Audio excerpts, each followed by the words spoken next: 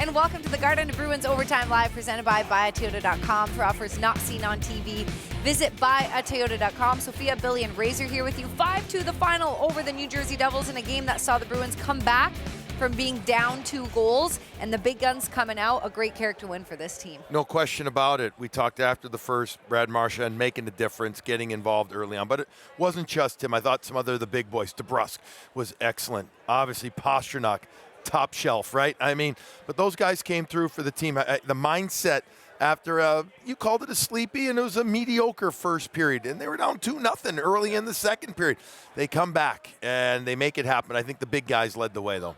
They did, and they continue to do so. The leadership of this group to never be out of games, to be down 2-0 to this team, and continue to fight, continue to stay to their game plan, and not the leaders don't rely on anyone else. They go out and do it themselves, and it's led by Brad Marchand, but David Pastrnak, Pavel Zacha tonight, Jake DeBrusk.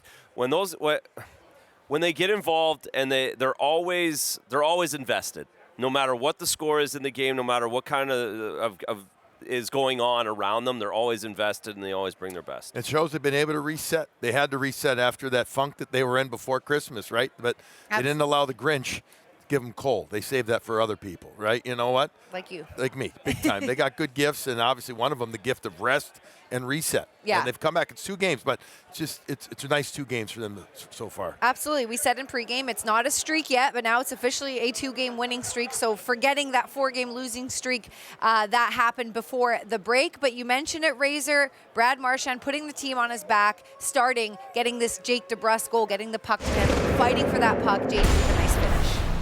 Great finish from Jake DeBrusk, but it's Brad Marchand. You see him picking up all the speed down that left wing. Grizz does a nice job dumping it into that area. Vanacek doesn't get rid of it early enough, and Brad just wins the battle behind the net, wins the puck as he comes around the net, and then makes a great play to find Jake DeBrusk all alone in front. Yeah, and the way that Jake stays above the play, very important. Coyle seals the wall.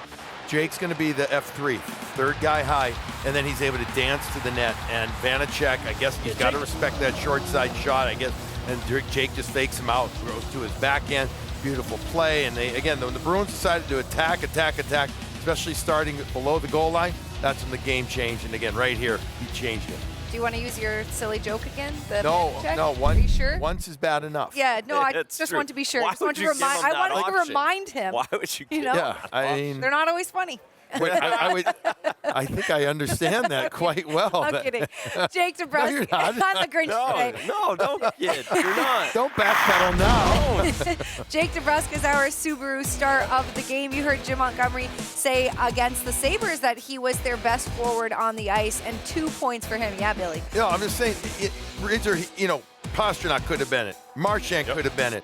But DeBrusk Shatty at the end. Shattenkirk has Shatty gets 2. Right, but to give it to Jake just from he did a lot of the little things well in this game. And now 2 games in a row with multiple points. He was a +2 in this game, too.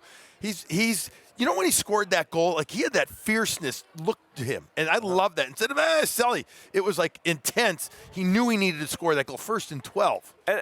And it's not a coincidence they win 2 games when Jake DeBrusk gets points. It's vital for this team. He isn't secondary scoring anymore. He's primary scoring, and he needs to be primary scoring. And it can't just be David Pastrnak every night or the power play or Brad. Like they need Jake DeBrusk to score, and when he does, they're an excellent team. Absolutely. Well, you do mention David Pastrnak. 3 points for him, including 2 goals in the second period, back-to-back. Awesome.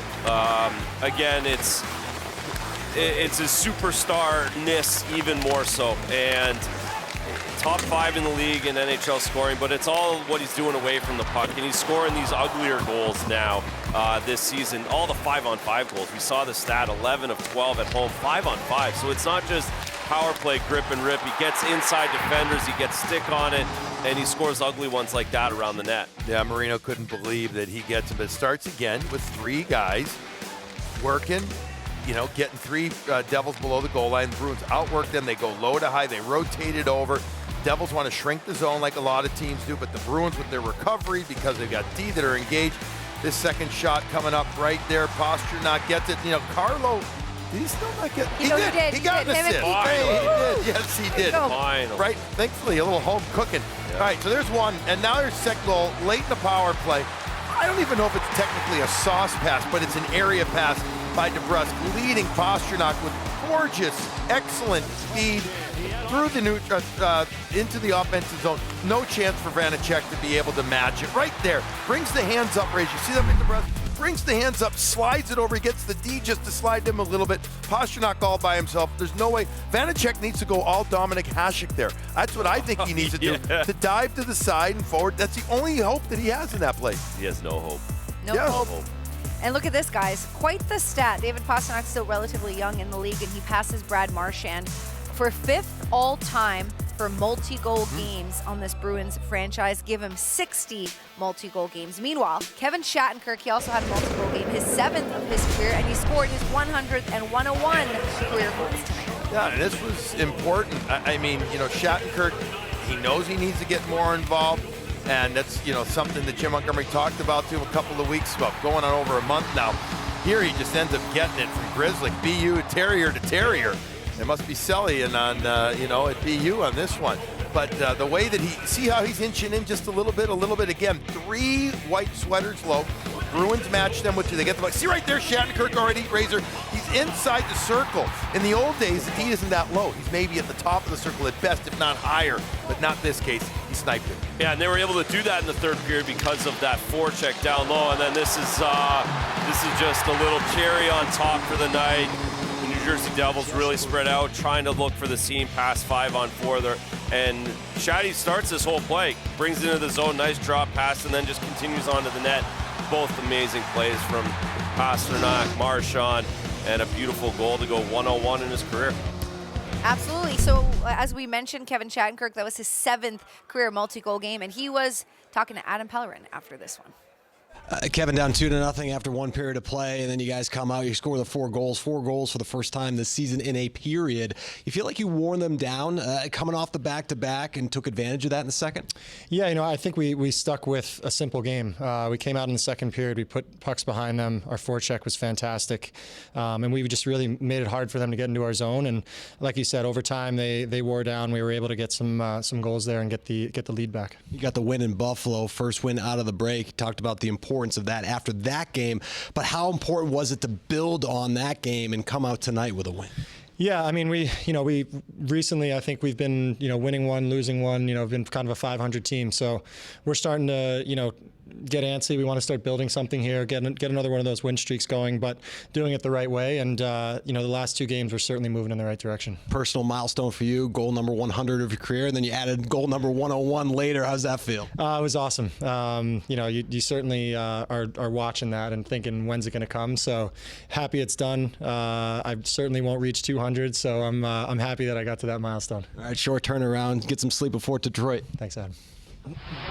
Great guy, very happy for him. Guys, what are you going to be talking about on Morning Brew? I know there's going to be some dog talk, right? Babysitting, you owe Razor for babysitting Cooper. I owe him a lot. I owe Aaron and Evie. That's what I do. I owe Evie more than anything. Evie is the one. That's the one. We're going to, I don't know. Tonight, you're doing it tonight, though? Of course we are. Okay. We're going to, just talk and talk and talk. Yeah.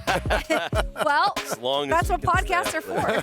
Go to Nesson. It's going to be a quick one, but we're going to do it and get ready for New Year's. Nesson.com/podcast or wherever you get your podcasts. And this is presented by Berkshire Bank Home Lending. We know you're going to listen. I always do. Of course. Yeah. Okay.